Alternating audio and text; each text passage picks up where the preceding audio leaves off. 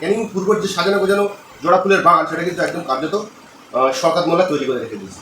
সেই বাগানে আপনি যাবেন, শুধু ফলাবেন, ফসল ফলাবেন, কী বলবেন? শুনুন, সর্বপ্রথমে বলি যে অভিষেক বন্দ্যোপাধ্যায় ভারতবর্ষের বুকে একটা দেশের দিশারি।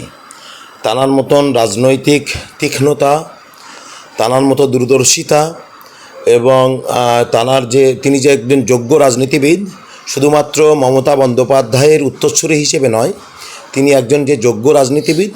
আমি এমন একজন রাজনীতিবিদের পথকে পাথেয় করে রাজনীতি করতে পারি, এটা আমার সৌভাগ্য।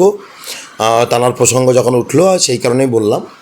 আর দ্বিতীয়ত হচ্ছে যে দেখুন, আমি 2006 সালে ভাঙড় কলেজে প্রথমে তৃণমূল ছাত্র পরিষদের থেকে লড়াই করি এসএফআইয়ের বিরুদ্ধে এবং প্রথম জিএস নির্বাচিত হই।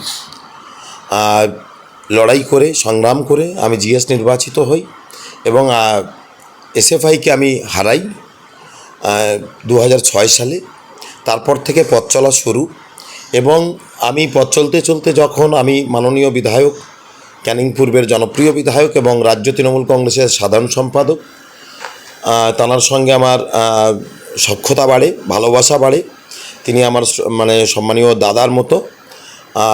তাঁর কাছে রাজনীতি, পরিশ্রম এবং মানুষের পাশে দাঁড়ানো, উন্নয়ন কীভাবে করতে হয় অনেক কাজই শিখেছি।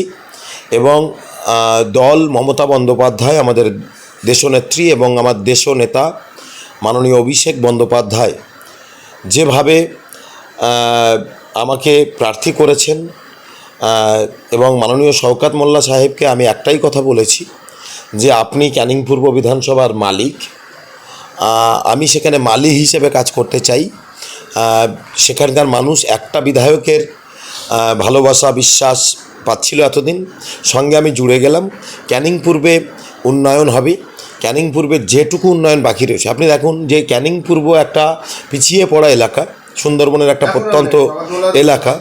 সেই এলাকায় একটা মৌখালি ব্রিজ, ফ্লাড লাইট, ক্রীড়াক্ষেত্রে, ক্রীড়া জগতের ক্ষেত্রে স্টেডিয়াম এবং কলেজ, মডেল মাদ্রাসা থেকে শুরু করে জীবনতলায় এমন কোনো হোস্টেল থেকে শুরু করে, গার্লস হোস্টেল থেকে শুরু করে যে ধরনের উন্নয়ন, রাস্তাঘাট মানুষের জন্য তিনি করেছেন, মমতা বন্দ্যোপাধ্যায়ের উন্নয়নকে সত্যিই যে রাস্তায় দাঁড়ালে দেখা যায় সেটা কিন্তু করেছেন। তার নাম হচ্ছে শওকত মোল্লা, অভিষেক বন্দ্যোপাধ্যায় মহাশয় এবং দেশনেত্রী মমতা বন্দ্যোপাধ্যায়ের অনুপ্রেরণায় জীবনতলা সহ ক্যানিং পূর্ব বিধানসভায় যে কাজ হয়েছে তার মনে হয় যে 95% উন্নয়ন হয়ে গেছে। যেটুকু বাকি রয়েছে, বিশেষ করে ওখানে অনেক মাছ চাষি রয়েছেন যারা মাছ চাষ করেন, তাদের জন্য আমার একটু ভাবনা রয়েছে। আমি মাননীয় শওকত মোল্লা সাহেবের সঙ্গে আলোচনা করেছি এবং দল সে বিষয়ে ভাবছে যে যেখানে মৎস্যজীবীদের জন্য অতিরিক্ত কিছু করা যায় কিনা।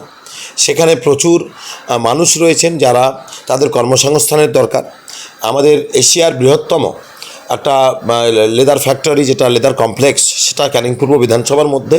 সেখানে প্রচুর মানুষ কাজ করেন এবং আরও কিছু কর্মসংস্থান সেখানে তৈরি করা যায় কিনা এবং সেখানে যেটুকু চাষ হয় কৃষি জমিতে, সেই চাষের ওপর দাঁড়িয়ে মানুষের কিভাবে আরও পাশে দাঁড়ানো যায়, এটাই মূলত আমার লক্ষ্য।